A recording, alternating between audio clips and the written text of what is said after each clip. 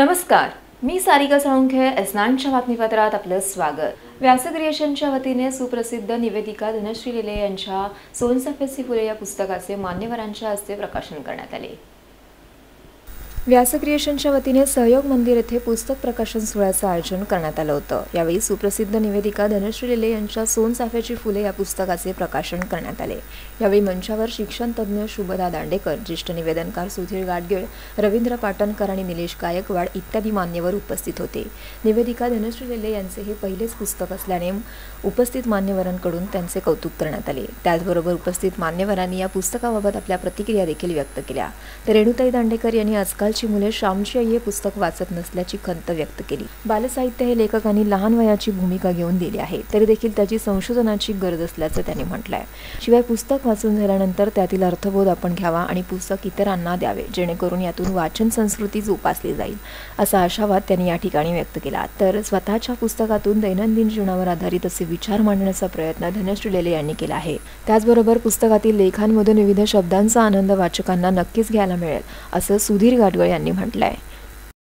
त्यांनी आता प्रश्न मांडला की श्यामची आई हे पुस्तक आज घराघरात नाही आणि घराघरात असलं तर मुलं पासूनचे आम्ही दोस्त असलेले, एकाच व्यवसायात असूनही परस्परांबद्दल बरं बोलणारे, पुण्यामध्ये सदाशिव पेठेत असूनही बरं बोलणारे आणि इथे बरीच मातापर्यंत वसंतीपासून राजापर्यंत अनेक निवेदक आहेत आणि आपण सर्व रसिक जे लांबत चाललेलं बाळंपण पाहण्याकरता घरातल्या टीव्ही पुढे न अडकता आवर्जून किंवा दत्ताच्या देवळामध्ये सकाळी जाऊन येऊन आज धनश्रीच्या प्रेमापोटी या. Sarika Salunkhe, S9 news, Thane. भांडूपचे आमदार अशोक पाटील यांच्या वाढदिवसानिमित्त अनेक चाहत्यांनी उपस्थित राहून त्यांना वाढदिवसाच्या शुभेच्छा दिल्या. भांडूप शिवसेनेचे आमदार अशोक पाटील यांचा 57वा वाढदिवस असून तो भांडूप कार्यालयात त्यांनी आपल्या चाहत्यांच्या उपस्थितीत साजरा केला. भांडूपकरांची सेवा करण्याचे व्रत त्यांनी आचरले असून त्या माध्यमातून त्यांनी अनेक प्रकारचे कार्य परिसरामध्ये केले आहे. ज्येष्ठ नागरिक तसेच तरुण पिढीकरिता विरंगुळा केंद्र, मैदाने, स्टेडियम, रस्त्यांचा विकास करण्याचा त्यांचा मानस आहे. तसेच आज त्यांच्या चाहत्यांनी उपस्थित राहून पुष्पगुच्छ देत त्यांना वाढदिवसाच्या लाख लाख अशा शुभेच्छा दिल्या. त्याचबरोबर आपल्या वाढदिवसानिमित्त करण्यात आलेल्या संकल्पाची माहिती आमदार अशोक पाटील यांनी S9शी बोलताना दिली आहे. आज माझा वाढदिवस जरी असला तरी आज गेले कित्येक वर्ष, म्हणजे आज मी 57व्या वर्षात पदार्पण केलंय. प्रत्येक वर्षी वाढदिवस साजरा होतो, पण हा एक वाढदिवस वेगळा आहे. आज भांडूपची जबाबदारी माझ्यावर आहे आणि आमदार म्हणून भांडूपचं काम करत असताना खरं त्या वाढदिवसाच्या शुभेच्छापेक्षा भांडूपकरांना माझ्यातर्फे काय शुभेच्छा जातील या माध्यमातून मी आज गेली वर्षभर काम करतोय. अनेक ठिकाणी आपण यशस्वी झालो. प्रमुख म्हणजे आज भांडूपचा जो LBS आहे आणि भांडूपमध्ये येण्यासाठी, वस्तीमध्ये येण्यासाठी 3 मार्ग आहेत. हे 3 रस्ते, त्याचे रोड वायंडिंग आणि LBS रोड वायंडिंग हे आज भांडूपकरांना हवं आहे. त्याचा पाठपुरावा करतो. अनेक कामं आपण घेतलेली आहेत. ज्येष्ठ नागरिकांसाठी त्यांना एक वास्तू द्यायची आहे. त्याचबरोबर जी LBSला आपण जे वयोवृद्ध आहेत त्यांच्यासाठी एक विरंगुळा केंद्र तयार करतो, त्याची महानगरपालिकेकडून मंजुरी घेतलेली आहे. त्याचबरोबर देवीपाड्यावरती जे खेळाचं मैदान आहे त्याचं ब्युटिफिकेशन आहे.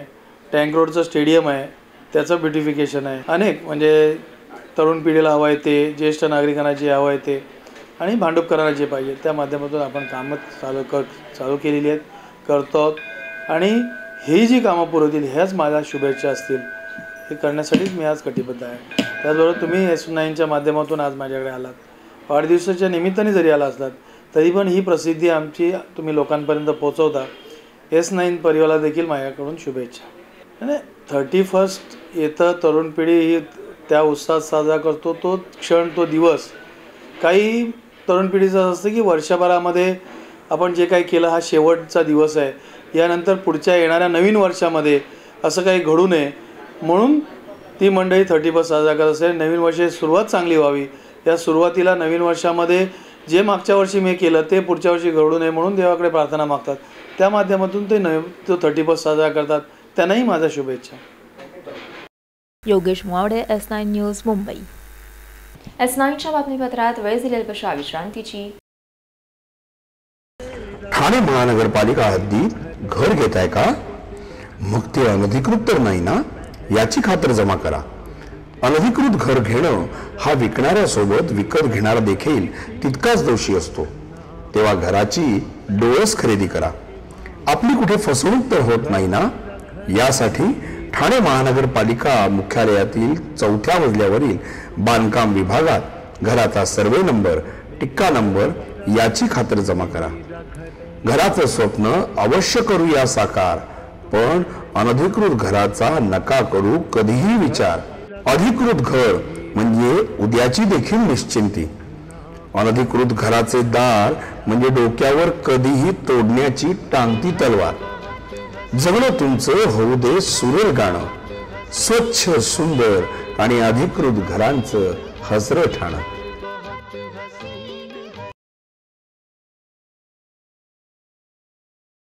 स्वप्नील जोशी, तरुण, सुपरहिट, विश्वासार्ह आणि सगळ्यात वेगानं वाढणारा brand. Ready ready ready. TJSP, तरुण, फायनान्शियली स्ट्रॉंग, तुमचा विश्वास जपणारी आणि सगळ्यात वेगानं वाढणारी सहकारी बँक. ब्रँड म्हणजे स्वप्नील जोशी आणि बँक म्हणजे TJSP.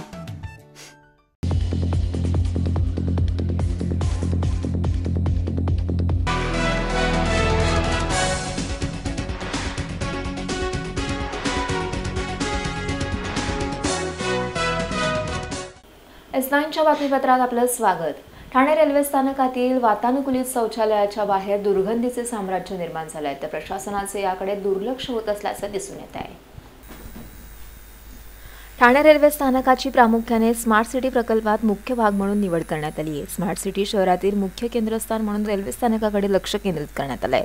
एकीकडे स्मार्ट सिटीची घोषणा करत प्रशासनाने नवनवीन प्रकल्पांची निवड केली असून नागरिकांना त्याची माहिती दिली जाते, तर दुसरीकडे शहरातील मुख्य भाग म्हणून लक्ष केंद्रित करण्यात आलेल्या रेल्वे स्थानकाच्या जोपासनेकडे प्रशासनाचं मात्र दुर्लक्ष होत आहे. ठाणे रेल्वे स्थानकातून दररोज लाखो प्रवासी प्रवास करतात, तर त्या प्रवाशांकरिता ड्युलेक्स असे वातानुकूलित शौचालयाचा घाट सत्ताधाऱ्यांनी त्याचबरोबर रेल्वे प्रशासनाकडून घालण्यात आला. मात्र या वातानुकूलित शौचालयाच्या स्वच्छतेबाबत अगदी 3-13 वाजल्याचं दिसून आलंय. स्वच्छतागृहाच्या बाहेर सांडपाणी वाहत असून बाहेरील लाद्याही उखडलेल्या अशा अवस्थेत आहेत.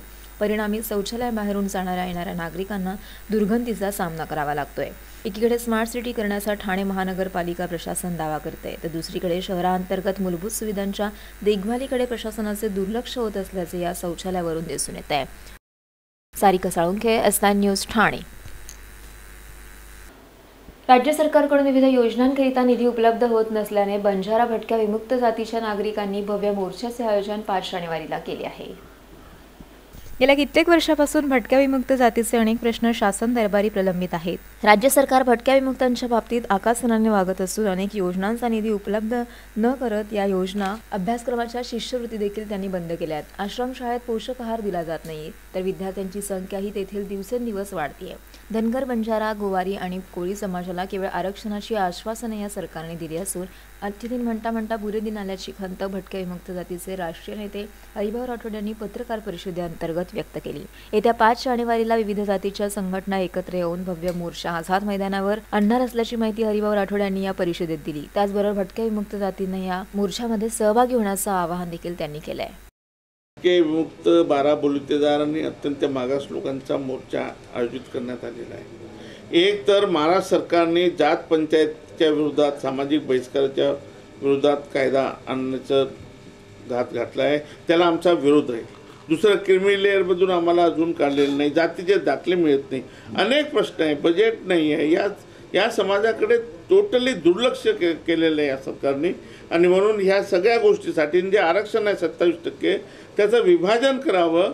27% आरक्षणचं भटके मुक्तला द्यावे आणि जे 12 बलुतेदार, नावी, खातीवाडी, धोबी, सुतार, लोहार, कुंभार वगैरे या समाजाला वेगळं आरक्षण दिलं पाहिजे. त्याच्यानंतर कोळी समाजाचा प्रश्न आहे, या ठिकाणी धनगर समाजाचा प्रश्न आहे, या ठिकाणी बेलदार समाजाचा प्रश्न आहे, या ठिकाणी गोवारी समाजाचा प्रश्न आहे. हे सगळे प्रश्न पेंडिंग आहेत. केवळ आश्वासन दिलं सरकारने. आम्ही सरकारमध्ये आल्याबरोबर पहिल्या कॅबिनेटमध्ये करून आलं, काही नाही, सगळे पेंडिंग आहे. आणि या सगळ्यांच्या विरोधात आमचा 5 जानेवारीला आझाद मैदान मुंबई येथे मोर्चा आहे. Sarika Salunkhe, S9 news, Thane. S9च्या बातमीपत्राला इथेच थांबू. तोपर्यंत नमस्कार.